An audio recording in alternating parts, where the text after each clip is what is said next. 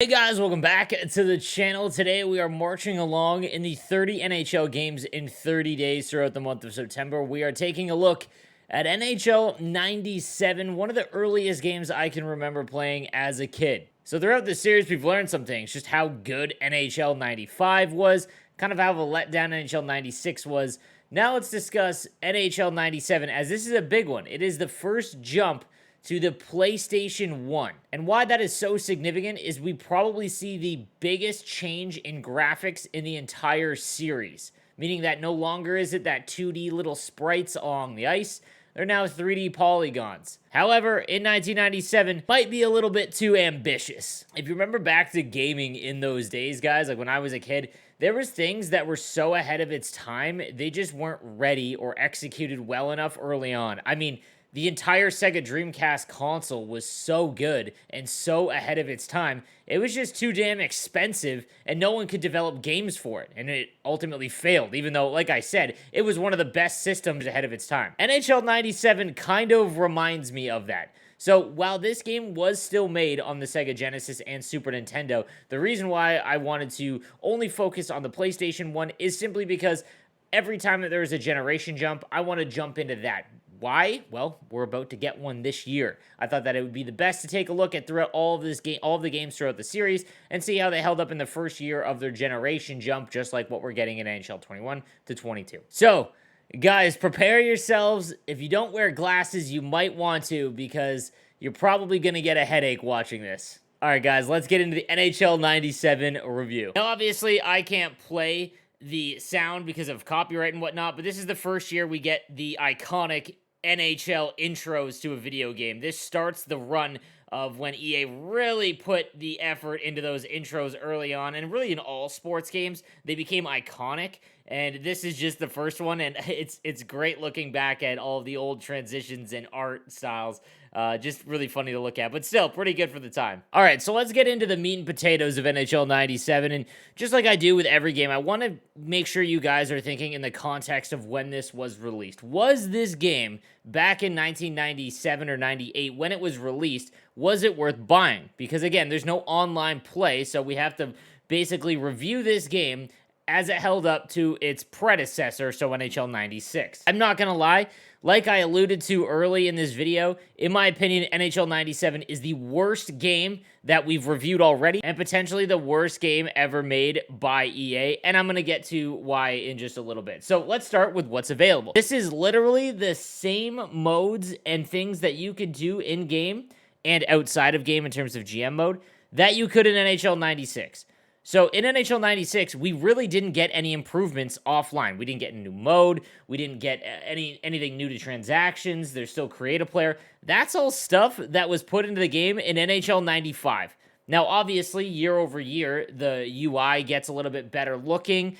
But in NHL 97, specifically for the PlayStation, the UI doesn't really get that much better. In fact, in my opinion, it looks worse than NHL 96. So again, you can go, let's go to the trade players screen, and it is just so pixelated. We are so early on in, NHL or in PlayStation's, reign that it just did not look good. It's very pixelated, and this is just the menus, guys. I mean, I feel like they were really ambitious, but like you see the animation going on, trying to make it a little more lively, but it's just rough to read. Like, and it is not appealing. Like the random yellow, like, I don't want to be overly critical, but honestly, I would much prefer the menus that were in NHL 96, and that was on the console that was far less powerful. So, just a huge L right out of the gate is that there's really nothing new in this game at all. Now, let's look at the NHL landscape at the time during NHL 97. It's always fun to go back and look at the rosters and teams. This is the first year that we get the Colorado Avalanche, so the Quebec Nordiques no longer in-game, and it's funny because they started the prior year, but you guys have to remember, there's no day one or online update, so when the game is shipped, that's all that's available, and because the Avalanche hadn't played a game yet, they just weren't able to be put in last year's game, so that was obviously a downfall back in that era, pre-internet, obviously. But the Avalanche now a team that you can select and use. Also, Buffalo making the switch to the best I am from Southern Ontario. I had season tickets to the Sabres in 06, 07, and 08. I lived in Buffalo for 7 years. I cannot stress how much that people want this logo back, and I do not understand why it does not get enough love. It sort of got some in the retro reverse jerseys. It went on the patch, but I don't understand why they didn't just use the logo. But nonetheless, it is one of the most sought-after ones. It's an incredible logo, and it's the Dominic Hasek era. We keep going through. The Dallas Stars, though, obviously no longer Minnesota. That change happened a little while ago. The insane Detroit Red Wings. This squad is nuts in 97. The Oilers with their new logo with a little more copper in it, which was honestly my favorite. I'm not a huge fan of the old orange and light blue. We got the Panthers.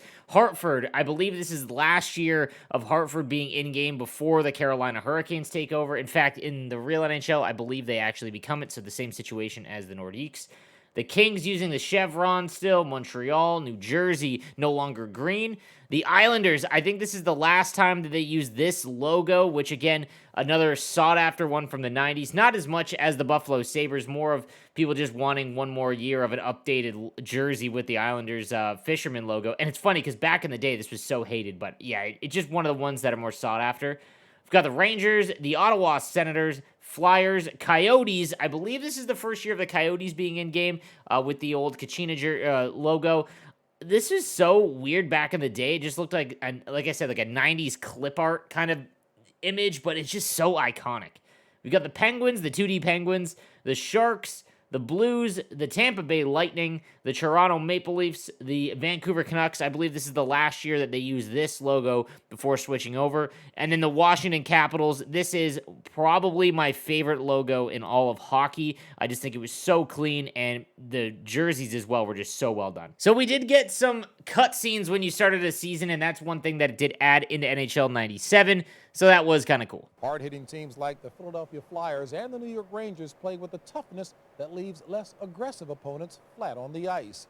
Some teams like the Detroit Red Wings and the Pittsburgh Penguins use explosive speed and tremendous agility to create scoring chances that can overwhelm opposing goalies. So again, while those like cutscenes and improvements to production are obviously awesome to see, you have to think, year over, does it really add anything to the game? In my opinion, no, because they get super repetitive after a while, and it just, again, at the end of the day, like, that doesn't really improve the game all that much. Here is the look at the menu screen for the regular season, and again, guys, it's just about the lack of pixels. Like, it is just tough to read. Like, even look at the calendar. You can sort of make out who we're supposed to play, and this is why I just think that NHL 97 was just too ambitious jumping to the PlayStation 1 at the time.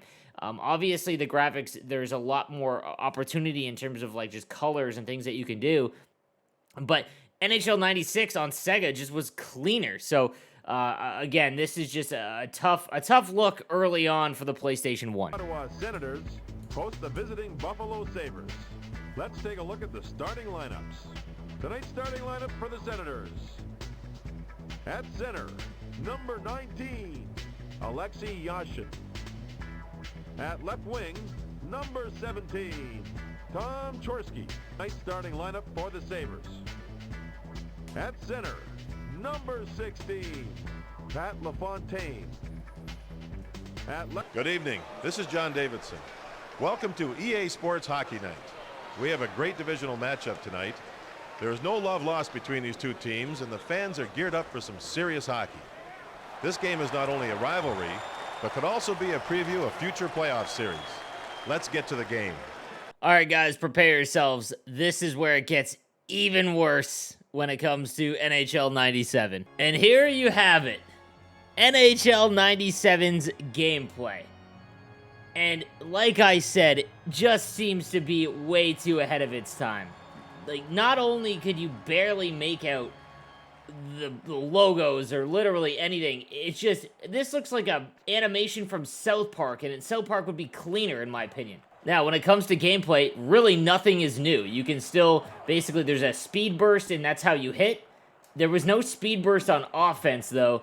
So once you had the puck, you're at a really big disadvantage if anyone is, you're playing against anyone. You really had to time that right. One-timers are still a thing. But the gameplay is just rough. Like, puck interceptions are non-existent, and this is really where puck pickups become a thing. And like low key, after a few minutes of playing this game, it's like it's literally just straining on the eyes. Like it is not ideal. But moreover, like just take away the graphics for a second. It's just very, very tough. Like, you're still using the directional pad, which is such a jarring thing, which still happens for years in an NHL game, but it's very tough to use compared to, like, the sprites of Sega and Super Nintendo. It just felt like on those games, the gameplay was just much smoother, which is so crazy to me because, obviously, the console jump is gigantic. Like, the power that PlayStation had over Sega and Super Nintendo was just huge, but yeah, like the scoreboard, everything, it's just an awful look. And while I appreciate, going to 3D, like that is such a huge change, it was just early and it did not do the game justice. Like, it's like I said, very tough to watch. And reason why I think is Daniel Alfredson buries one on Hasek. And look at that, he's the running man. You love to see it. Just a tough look all the way around for this game specifically. So guys, like I said, with no new modes and the menus looking difficult to read, and then the gameplay, like outside of the graphics of it, it was very difficult to play. The puck pickups were non-existent. There was no beating the goaltender was basically just dumb luck. Aiming the puck was almost didn't exist or didn't matter, and you were just trying to take a slap shot from anywhere or get in tight into a backhand. That was really all you could do. There was no speed burst on offense. The game felt sluggish when you had the puck. And yeah, the no ref, the floating puck on puck drop, I understand what they were doing and the improvements to production with the little cutscenes and everything like that, but it just did not hit its mark way back in NHL 97, guys. So let me know what you think in the comment section down below. I was kind of surprised. I really don't remember this game. It's 98 that really jogs my memory when it comes to me playing it as a kid. But yeah, 97 just did not work, and in my opinion, the worst game that we've played so far and potentially one of the worst games ever made by EA. Thank you guys for watching. I'll see you tomorrow for NHL 98.